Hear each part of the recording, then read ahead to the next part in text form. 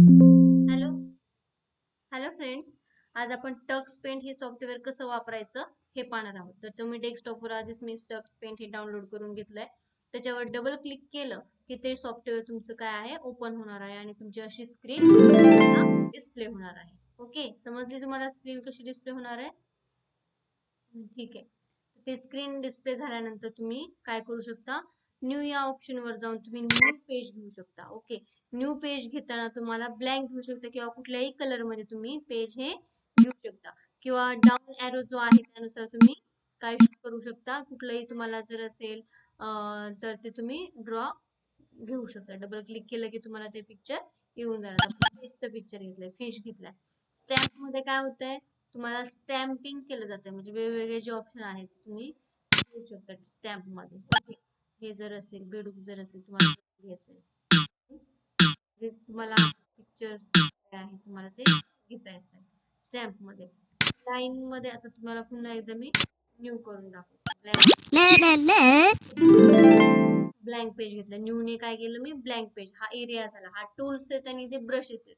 मग किती मोठा घ्यायचा, पेंटिंग वर जर तुम्ही ऍड केलं तुम्ही ते इथून जे हवे ते कलर तुम्ही घेऊ शकता. ओके, तर आपण नेक्स्ट पाहणार आहोत. तर न्यू वर मी ऍड केलं तेव्हा ब्लँक पेज आलं.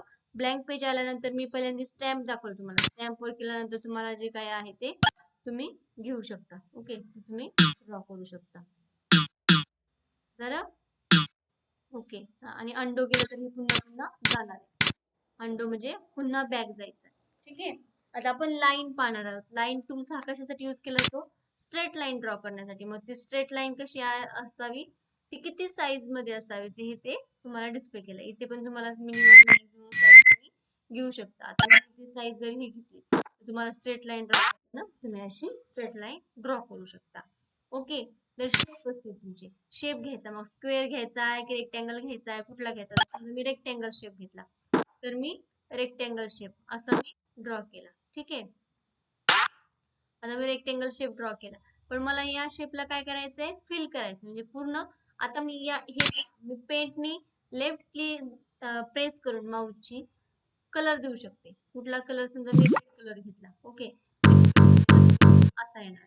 ठीक आहे, अंडो केलं मी पुन्हा एकदा बॅक जाईल. ठीक आहे, तर त्यामध्ये मी फिल ऑप्शन जर तुम्ही घेतला, फिल वर जर क्लिक क्लिक केलं आणि मी हाच कलर रेड कलर जर घेतला तर फिल एकदा प्रेस केलं की माझं काय होणार आहे, पूर्ण रेड कलर ते एका क्लिक मध्ये जाणार आहे. का तर हा डॉट डॉटेड आहे त्यामुळे पूर्ण हा रेड कलर आला. ओके, देन शेप आहे. शेप घेण्यासाठी आहे टेक्स्ट. टेक्स्ट वर क्लिक केलं तर तुम्ही टेक्स्ट कुठलंही असेल तर तुम्ही लिहू शकता आणि त्यामुळे तुम्ही त्याची साईज कमी जास्त करू शकता किंवा तुम्हाला कुठला फॉर्मॅट हवा आहे. ओके, ते तुम्ही घेऊ शकता. लेबल जर द्यायचं असेल तर सेफ टेक्स्ट त्याला जर तुम्ही लेबल देऊ शकता. ओके, कळालं. तर मॅजिक जर करायचंय तर मॅजिक मध्ये तुम्ही आता मॅजिक करू शकता. जर मी चॉक घेतला तर त्याची साईज पाहिजे मला, मॅजिक केलं या पद्धतीने तुम्ही मॅजिक करू शकता. आता इरेजरचा वापर कशासाठी, मला स्क्वेअर मध्ये इरेजर घ्यायचा आहे की सर्कल मध्ये इरेजर घ्यायचा आहे की छोटा घ्यायचा आहे त्यानुसार ठरवायचं. मी आता सर्कल मध्ये इरेजर घेतला. समजलं. सेव्ह मध्ये मी माझं जे काय आहे, समजा मी पेंट काढले. ओके, मी कुठलं तरी मी हा रेड कलर घेतला होता म्हणून रेड कलर आला. ब्रश एवढा मोठा का आला, ब्रशची साईज मी छोटी घेतली नाही. ब्रशची साईज जर मी छोटी घेतली बरोबर. ठीक आहे, तर मी हे सेव्ह करते. ठीक आहे, तर मला हे सर्व ओपन करायचं. हे मी ओपन करणार आहे. आलं आपण आता ड्रॉ केलेलं पिक्चर आणि हे माझे आधीचे पिक्चर्स.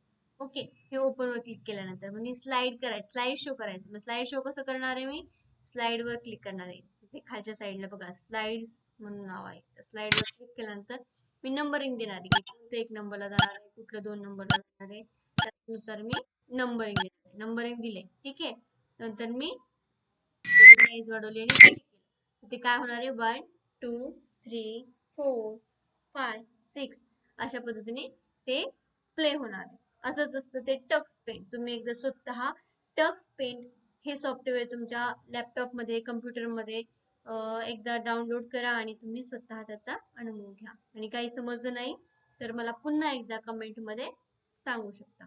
थँक्यू.